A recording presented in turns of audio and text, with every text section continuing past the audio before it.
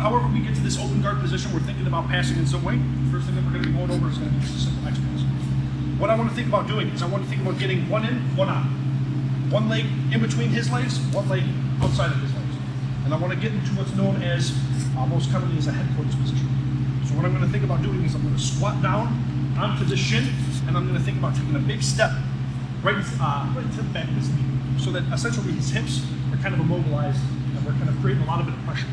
Okay, guys? In this situation here, what I'm going to think about doing is I'm going to think about grabbing outside of his pants, get a nice good grip on the material from this position, and grab his lapel. And I want to think about getting a lapel where I can potentially start punching into the shoulder, or if need be, start punching right under the armpit, so I can pin to the shoulder if I have to. Okay? Realistically, if I start pinning too high, not to say that it's bad, but it's a little more inefficient because you're not going to be able to pin the shoulder as well. Okay, guys? Just keep in mind that we're just a little cognizant of where we grip that. In this position, we've got both of our grips now. We've got this leg kind of extended because we've got our nice stance. We've got our hips heavy on this butterfly hook, so it's hard for him to elevate us. Think about getting these grips. I'm going to think about taking a big step with my left leg here.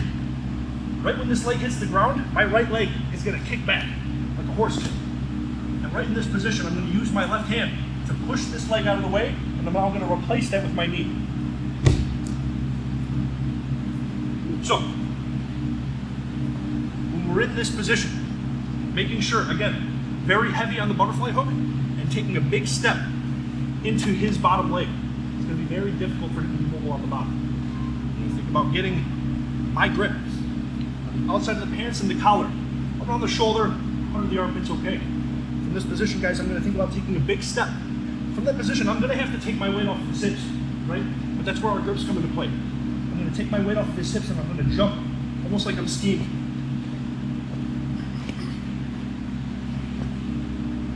From this position, making sure that if he tries to keep connected with this leg, like that butterfly hook or something, if he tries to keep connected with this leg, that's where the kickback and this push comes into play. I'm going to come right here.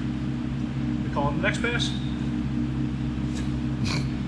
One more time, in my headquarters position, heavy on this butterfly. I step out with this leg to make him immobile. I get my grips.